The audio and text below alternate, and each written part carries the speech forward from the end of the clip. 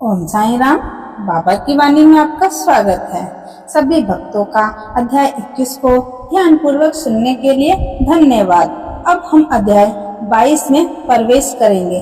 अध्याय 22 में हम सर्प विष से रक्षा जो हम अलग अलग कहानियों के माध्यम से जानेंगे, जिसमें कहानियां हैं श्री बाला साहब मिरीकर की, श्री बापू साहेब बूटी की, श्री अमीर सकल, श्री हेमंत पंत और बाबा के विचारों के बारे में जानेंगे।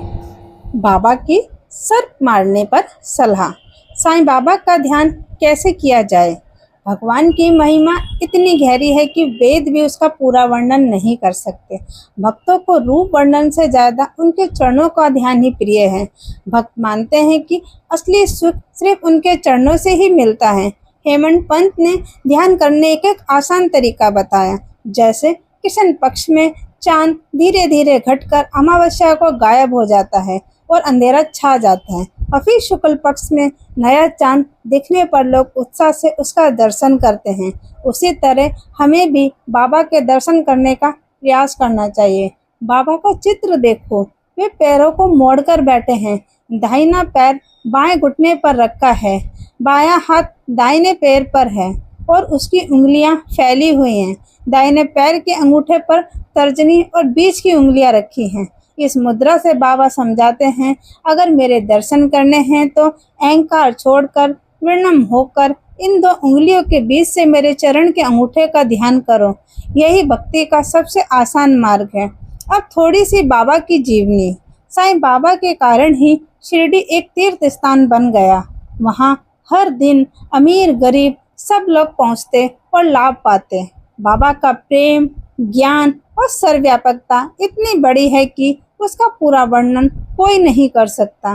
कभी वे मौन रहते, कभी हंसी मजाक करते, कभी गंभीर उपदेश देते और कभी गुस्सा भी हो जाते। भक्त हमेशा उनके दर्शन और लीलाओं के लिए ललायित रहते। अब एक लीला सुनिए। बाला साहब मिरीकर जो पोपर गांव के मामलतदार थे, एक बार चितली जा रहे थे। रास्ते में वे शिरडी आए और बाबा से मिले। बाबा ने उन्हें आशीर्वाद देते हुए कहा, जो द्वारका माई की गोद में बैठता है उसके सारे दुख दूर हो जाते हैं। ये मस्जिद माई बहुत दयालु है, ये संकटों से भक्तों की रक्षा करती है। फिर बाबा ने अचानक पूछा, क्या तुम लंबे बाबा यानी कि सर्प को जानते हो? वे बहुत भयंकर है, लेकिन द्वारका माई के बच्चों का वे कुछ नहीं बिगाड़ सकता। सब लोग ये सुनकर चौंक गए, लेकिन किसी ने प्रश्न पूछने की हिम्मत नहीं की। बाबा ने सामा को बाले साहब के साथ चितली जाने का आदेश दिया। पहले तो बाले साहब ने कहा, रास्ता कठिन है, सामा को तकलीफ होगी, लेकिन बाद में उन्होंने मन बदला और सामा को साथ चलने के लिए मना लिया। वे दोनों तांगे से चितली पहुंचे और मारुति मंदिर में ठहरे। बाला साहब अखबार पढ़ रहे थे और धोती पहनकर चटाई पर बैठे थे। तभी उनकी धोती के एक हिस्से पर एक सर्प बैठा हुआ था। किसी का ध्यान नहीं गया। सर्प पुकारने लगा। आवाज सुनकर चपरासी लालटेन लेकर आया और जोर से चिल्लाया, सांप सांप। ये सुनकर बाले साहब डर से कांपने लगे। सामा और बाकी लोग भी चौंक गए और लाठी ले आए। धीरे धीरे सर्प उनकी कमर से नीचे उतर आया। तब लोगों ने लाठियों से मारकर उसे वहीं मार डाला। इस तरह बाबा की चेतावनी सच निकली। पहले ही उन्होंने बता दिया था कि लंबा बाबा सामने आएगा, पर द्वारका माई की कृपा से उसका कोई असर भक्त पर नहीं होगा। बाले साहब इस अनुभव से और भी ज्यादा बाबा के चरणों में दृढ़ हो गए। बापू साहेब बूटी। एक दिन प्रसिद्ध ज्योतिषी श्री नाना साहेब डेंगल ने बापू साहेब बूटी से कहा, आज का दिन तुम्हारे लिए बहुत ही अशुभ है, आज तुम्हारी जान को खतरा है। ये सुनकर बापू साहब बहुत बेचैन हो गए। रोज की तरह श्री साईं बाबा के दर्शन करने पहुँचे। बाबा ने हंसते हुए कहा, ये नाना क्या कह रहे हैं, ये तुम्हारी मृत्यु की भविष्यवाणी कर रहे हैं, लेकिन तुम्हें बिल्कुल भी डरने की जरूरत नहीं है। उनसे साफ कह दो, अच्छा देखेंगे मौत मुझे कैसे ले जाती है। शाम के समय जब बापू साहब शौचालय में गए तो वहाँ अचानक उन्हें एक सांप दिखाई दिया। उनके नौकर ने भी सांप देख लिया और उससे मारने के लिए पत्थर उठा लिया। बापू साहब ने कहा, एक लंबी लकड़ी लाओ, पर लकड़ी आने से पहले ही सांप धीरे धीरे रेंगता हुआ चला गया, नजरों से गायब हो गया। उस समय बापू साहब को बाबा के भरोसे से भरे हुए शब्द याद आए और उनके मन को बहुत शांति और संतोष मिला। अमीर शक्कर की कहानी। अमीर शक्कर नाम का एक आदमी था। वे कोरले गांव का रहने वाला था, जो कोपर गांव तहसील में आते हैं।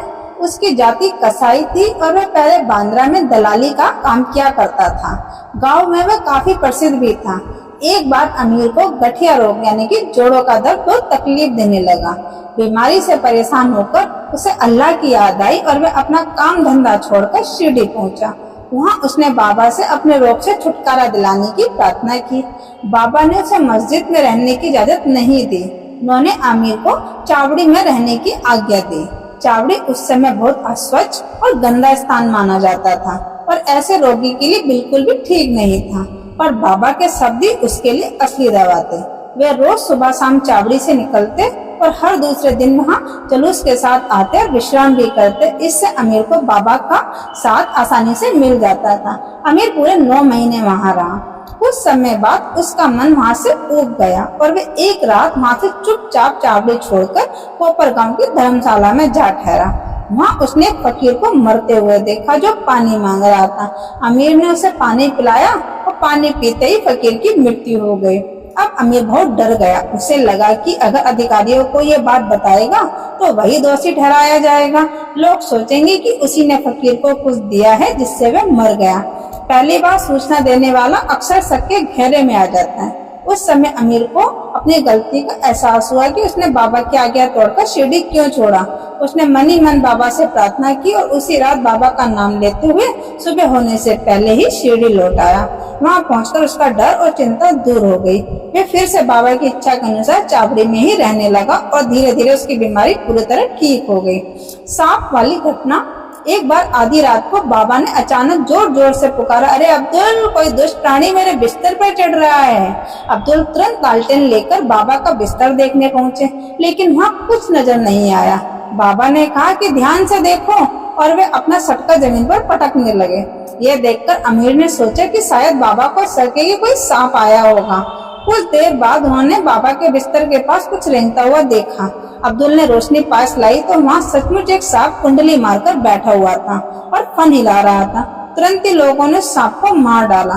इस तरह बाबा ने समय रहते चेतावनी देकर अमीर की जान बचा ली। हेमंत पंत, बिच्छू और सांप। बिच्छू की घटना।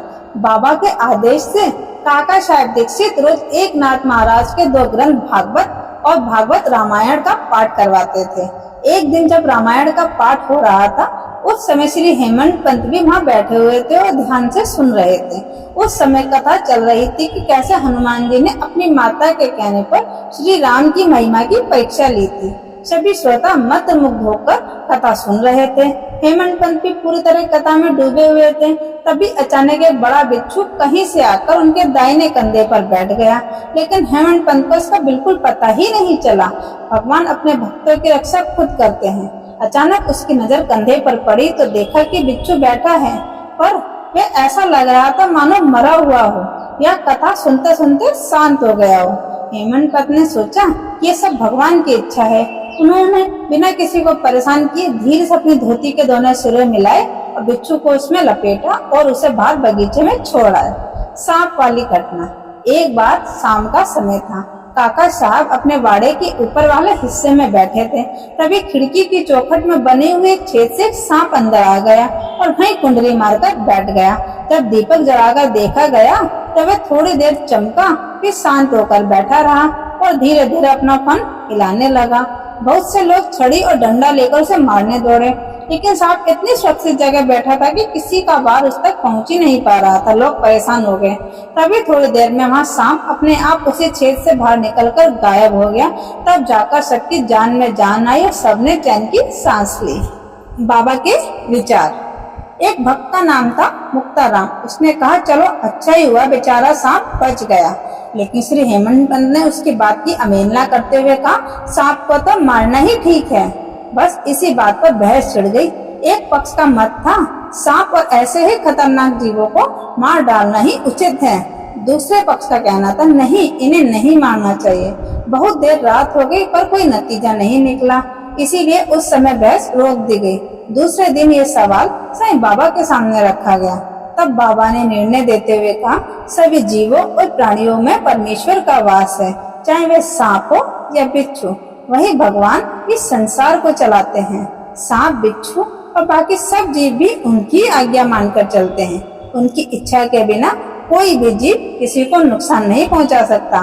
पूरा संसार उन्हीं के अधीन है, कोई भी स्वतंत्र नहीं है। इसीलिए हमें सभी प्राणियों के प्रति दया और प्रेम रखना चाहिए।